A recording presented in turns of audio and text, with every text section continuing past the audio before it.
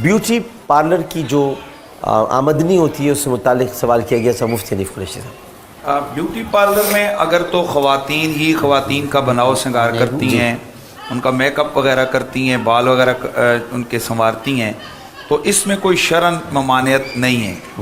लेकिन अगर वहाँ भुआओं का वो चकना, चूँकि उस पर हदीस शरीफ में लानल्लाहुल वासिमा वल मुस्तौशिमा, वो हदीस के वाज़े लफ्ज़ मौजूद हैं कि अल्लाह के नबी ने ऐसी औरतों पे लानत फरमाई है, तो वो नाजायज़ और हराम हो जाएगा।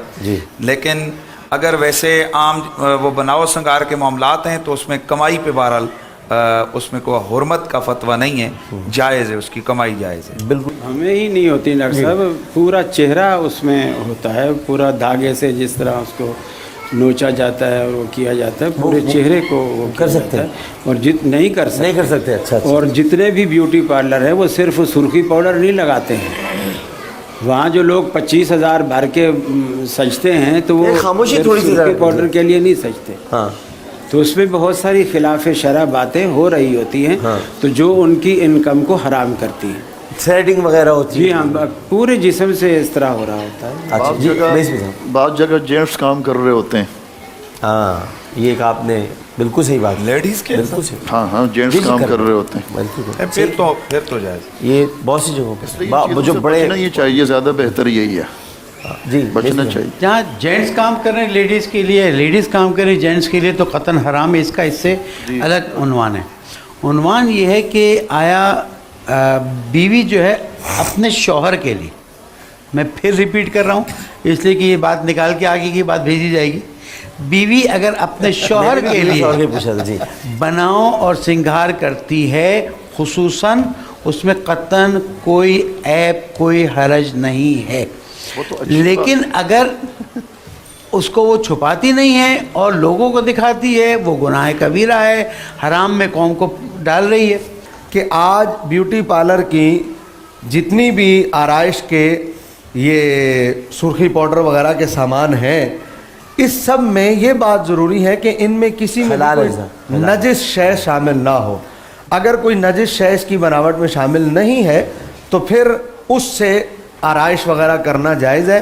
लेकिन इन तमाम तर बातों के बाद आखिरी बात जो ये है कि ये तमाम तर ज़ीनत और ज़ेबाइश अगर बोल्ड टीवी पर इफ्तार ट्रांसमिशन में आने के लिए की गई है तो ये नाजायज़ है, अपने शोहर के लिए की गई है तो जायज़ है।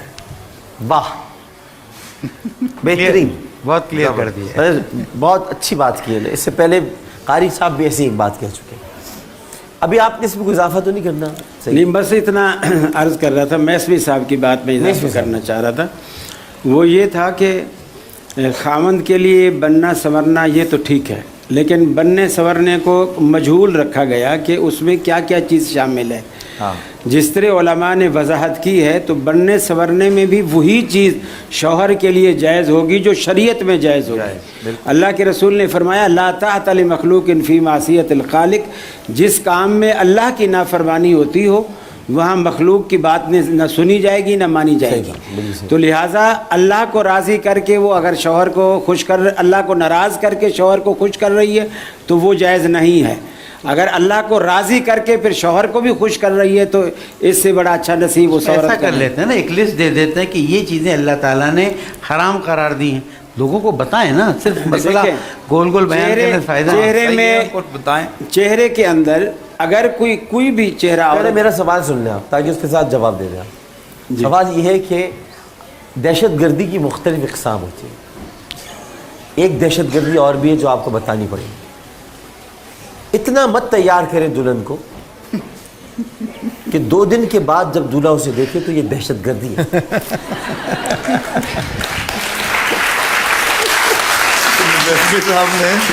ये मुख्तलिफ अक़साम के हिसाब से जी सही कहा इसका भी आप मुख्तलिफ अक़साम होते हैं। आपने तो 2 दिन तो बड़ा लंबा वक्फा दे दिया। वो तो सुबह जब नाश्ते पे मुंह धो के आती है तो बाद दूल्हे की उसी वक्त चीख निकल जाती है।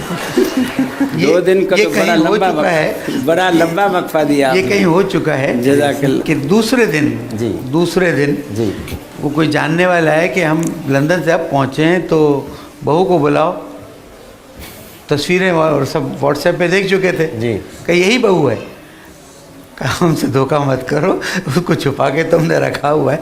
और वो मानने के लिए तैयार नहीं थे और ख़ानदान में झगड़ा हो गया कि जनाब असल बहू को छुपा दिया। फिर पता चला कि नहीं, पार्लर के करामात इसमें असल में में एक करामत सबसे थी। अच्छी बात, और जब इतना अज़राए तफन्नुन में बात हो रही है, ऐसी महफिल भी कभी कभी लगती है कि एक शौहर की बेगम ब्यूटी पार्लर, जाहिर जब शादी हुई, तैयार हुई, जब उनकी शादी हो गई, रुखसती हो गई, उसके बाद शौहर उनके दूसरे दिन उसी पार्लर में आईफोन लेकर गए और पार्लर की मालिका को दिया।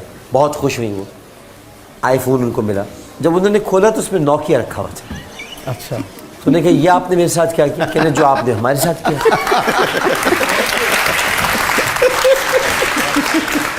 ये हमारे उस्ताद साहब मौलाना यूनुस शाकिर साहब, हमारे उस्ताद, हमें एक कभी कभी ये बात किया करते थे।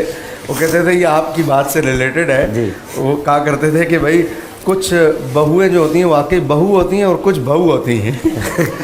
सही। चले जी, सवाल बहरहाल ये सब चीज़ें सामने आ गई जो एक अधूरी रह है। गई। जी जी जी। मैं ये अर्ज़ कर रहा था कि औरत का चेहरा जो जिससे निस्वानियत झलकती जी है, हाँ।